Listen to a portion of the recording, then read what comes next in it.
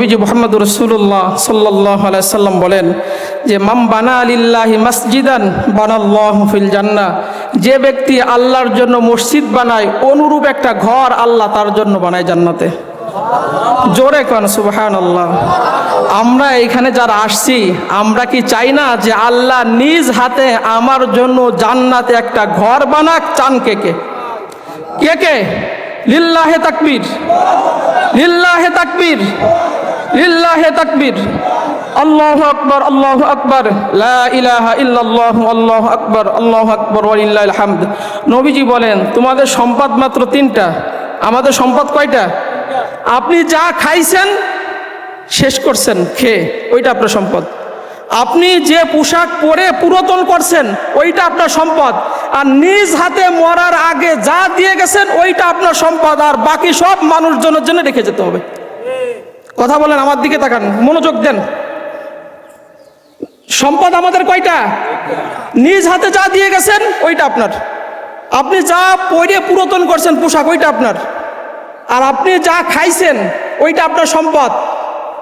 আপনার bank balance ছিল, জমি জাতি ছিল, মরার সাথে সাথে সাল মেয়ে কবে ভাগ করে দাও, কি আপনার নামে থাকবে? আপনার নামে থাকবে?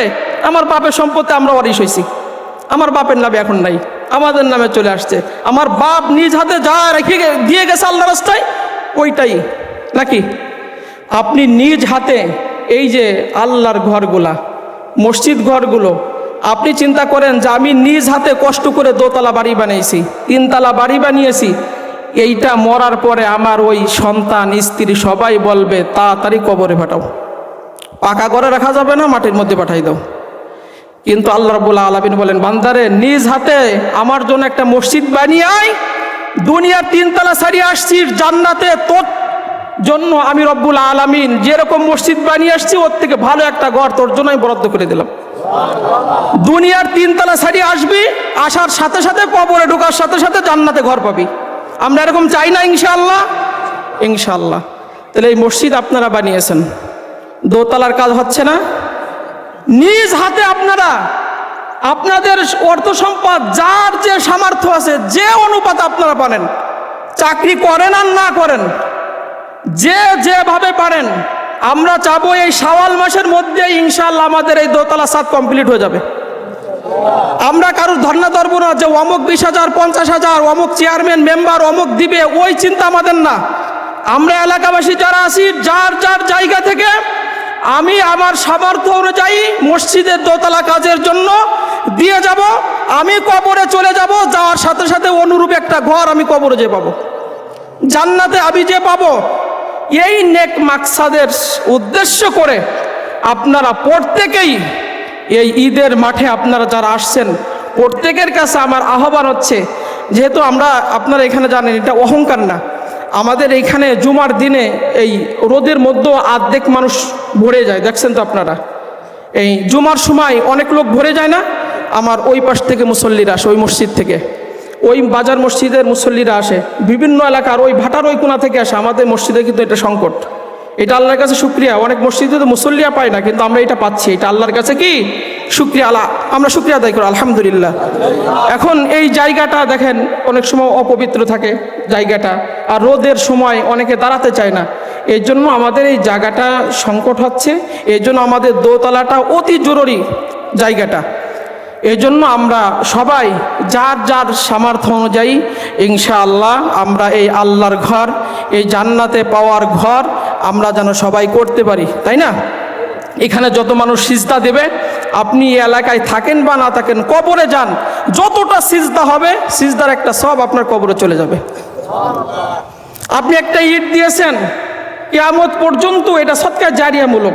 যতদিন মসজিদ থাকবে আমি আপনি থাকবো না, কিন্তু যতদিন এই মসজিদ থাকবে ততদিন এই মসজিদের যত নেক আমলের কার্যক্রম হবে একটা সওয়াব কিন্তু আপনার কবরে ঢুকতে থাকবে। তাহলে আমরা সবাই এই জান্নাতে অনুরূপ একটা ঘর আমরা সবাই চাই তো ইনশাআল্লাহ? আমরা সবাই সহযোগিতা করবো ইনশাআল্লাহ। কারোর প্রতি জবরদস্তি না, সামর্থ্য অনুযায়ী। বললাম না আপনার সম্পদ তিনটা, আপনি নিজ হাতে যা দিয়ে যাবেন, আপনি নিজ হাতে মসজিদ বানায় যান, কবরে যে আপনি জান্নাতে যে এরকম একটা ঘর আপনি সেখানে রেডি পাবেন। কারণ দুনিয়ার ঘর ছেড়ে তো যেতে হবে। আপনি জাজিম ছাড়া ঘুমাতে পারতেন না, এসি ছাড়া আপনি ঘুমাতে পারতেন না, মাটির ঘরে যে আপনি থাকবেন কেমনে? তা সেখানে যে যদি আপনি অনুরূপ একটা জান্নাতে এরকম একটা ঘর আপনি যদি সেখানে পান, তাহলে আপনার তো সোনাই সোহাগা। এই জন্য সবার প্রতি আমার আহ্বান থাকবে, আমরা এই দিকে সবাই লক্ষ্য রাখবে। আমাদের সময় আর মাত্র 2 মিনিট আছে। কত লম্বা কথা, কিন্তু আমাদের দেখা যাচ্ছে সময় সংকটের কারণে আমরা বলতে পারি না।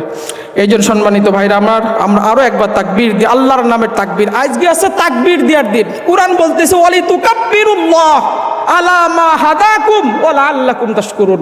এই যে আল্লাহ তোমাকে রোজা রাখার শক্তি দিছে, এইখানে আসার শক্তি দিছে, এই জন্য আজকে বেশি বেশি তাকবীর দিবা কার নামের? আমরা দিই লিল্লাহে তাকবীর, লিল্লাহে তাকবীর, লিল্লাহে তাকবীর, আল্লাহু আকবার, আল্লাহু আকবার, লা ইলাহা ইল্লাল্লাহু আল্লাহু আকবার, আল্লাহু আকবার, ওয়ালিল্লাহিল হামদ। না থাক। উপস্থিত মুসল্লিবৃন্দ, আসসালামু আলাইকুম। ঈদুল ফিতরের শুভেচ্ছা, ঈদ মোবারক সবাইকে। আমরা আমাদের এই মসজিদের দোতলার কাজ শুরু করছি। আপনারা তো দেখছেন দৃশ্যমান অবস্থায় আছে এবং কাজ চলমান অবস্থায়। আমরা যাতে এই কাজটা চালিয়ে যেতে পারি সেভাবে আপনারা যারা উপস্থিত হয়েছেন সবাই সচেষ্ট থাকবেন সেভাবে, যাতে আমরা এই কাজটা চলমানভাবে রাখতে পারি। কারণ মসজিদের এই কাজ দেখেন অবস্থান হলো আমাদের যে টাকা পয়সা যা আছে, আমরা যা ছিল আমাদের দিয়ে আমরা শুরু করছি। এখন আপনারা এইবার আপনাদের কাছ থেকে আমরা টাকা তুলব এবং সেভাবেই আমরা এই কাজ শুরু করব ইনশাআল্লাহ। মসজিদের কাজ যত দ্রুত করা সম্ভব হয়, কারণ এই রোদে 34 মাসের রোদ, কি রোদ, এই রোদে নামাজ পড়ার জন্য যদি বাইরে দাঁড়ায় নামাজ পড়তে হয় তাহলে নামাজ পড়া খুব কষ্ট হয়ে যায়, অনেকে চলে যায়। অনেকে আমাদের এলাকার লোকজন, অনেকে যুবক ছেলেরা আসতে চায় না, বাইরে যেয়ে নামাজ পড়বে, তাহলে মসজিদে লাভ কি? রোদে দাঁড়ায় পড়ে নামাজ পড়া যায়? মসজিদ তো বোঝে গেছে, তাহলে আমাকে আর লাগতেছে কি জন্য? অনেকে বলে মসজিদ বোঝে গেছে, তাহলে আমাকে আর লাগতেছে কি জন্য, তাই বলে চলে যায়। কিন্তু যাতে আমরা কেউ না চলে যায়, আমাদের এখন চেষ্টা হবে যে মসজিদের ভিতরে যদি জায়গা থাকে অবশ্যই আমাদের যুবক ছেলেপেলেরা কেউ যাবে না। কাতার ভরে গেছে, সবাই দাঁড়িয়ে একটু কাতার সোজা করিনি। আমরা কথা শুনি আর তারা দাঁড়ায় কাতার সোজা করিনি, গায়ে দাঁড়ায় কাতারটা সোজা। মসজিদের এই কাজ, আর আমরা যারা বাইরে থেকে আসছি, যারা আমরা চাকরি করি, সবাইকে বেশি বেশি করে দেওয়ার চেষ্টা করবেন। আর আমরা যারা এলাকায় আছি, দেখেন 9,20,000 টাকার মতো আনুমানিক খরচ হবে। 9,20,000 টাকার মতো আনুমানিক একটা হিসাব আছে খালি ছাদ করতে, গাঁথনি দিয়ে ছাদ করতে 9,20,000 টাকা মতো আনুমানিক একটা হিসাব, যে এরকম টাকা একটা লাগবে আমাদের। তা আপনাদের এই টাকা, এই অর্থ আপনারাই দেবেন। বাইরের থেকে কি আসলো না আসলো এটা আমরা চিন্তা করি না, আমরা নিজেরাই এই অর্থ দিয়ে আমরা করবো ইনশাআল্লাহ। নাকি আমরা পারবো না? আমরা এত লোক এই যে 9 লক্ষ টাকা দিতে পারবো না ইনশাআল্লাহ।